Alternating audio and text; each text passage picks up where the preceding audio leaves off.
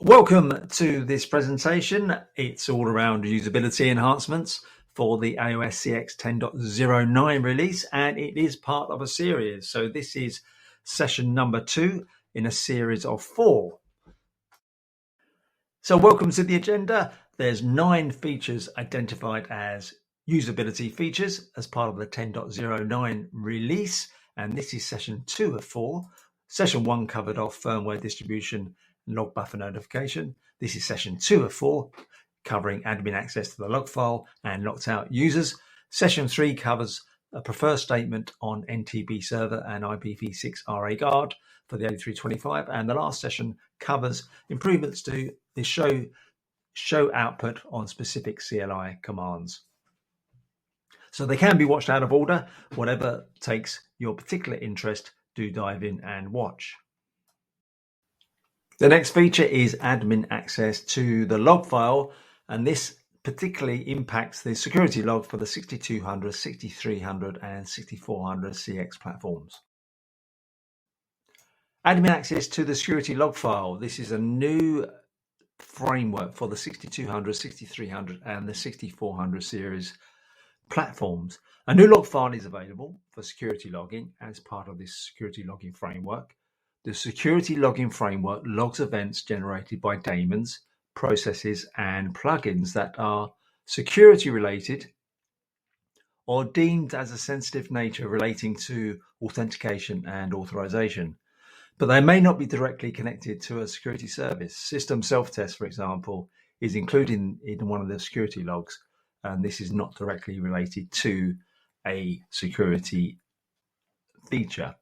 Collectively, though, the events that make their way into the security log are deemed as related to security features or will be of interest to a security officer relating to other activities on the switch. The security logging framework captures these logs and stores them in a security log file with secure access, and this means the access is now restricted. Access can only be granted by the administrator's user group. And the user or users that have access to the security logs would be typically a security user group or a security auditor officer. So as an administrator, you can grant access to the security logs, but administrators are not permitted to access these particular logs. So we now create a special user group with specific privileges to access the security log files. And this is what's going to happen, and I'll be telling you about in the next few slides. So let's have a look at security users and the built-in groups. So this is a new security user group. The security user group has access only to the security related log commands and no other access on the switch. A security user is created just like the way we would configure a local user, and then they can be given privileges to execute the security log commands. So when a security user group is created, it is advised that no other commands other than the security related commands are added to the group. Otherwise, we could have the security user effectively needing to be audited by another group because they have other access and privileges on the network. So the 3 default built-in roles, administrators, operators, and auditors, are not permitted to execute the security CLI commands. Only a local user group created and permitted to execute these commands by the users of the administrators have the required privileges for the security group.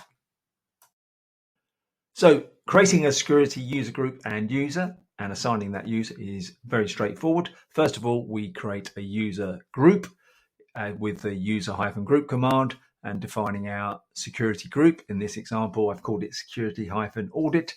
And then we assign the specific commands that we want to assign to that group. And there are 3 new commands associated to the new security framework. And you can see them in the CLI snip that I've got there, which are clear security logs, show security logs, and copy security logs. And then in that user group, we assign a user. So we assign a local user assignment to group membership.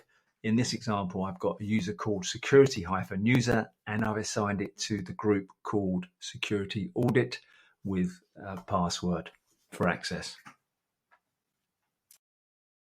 So users assigned to the security group have access to the security CLI commands, and only those users can have access to the security commands. And here we have just a snippet of the security show security -logs and the extension options that you have for that particular command. Security log command access, and to reinforce a couple of key points. So administrator users with the privileges cannot access the security commands. Only members of the security group can access the security commands, not the administrators. That's one of the first key points. Likewise, users with security group privileges cannot access other commands, only the allocated security commands, which are the clear security logs, the show security logs, and the copy security log files.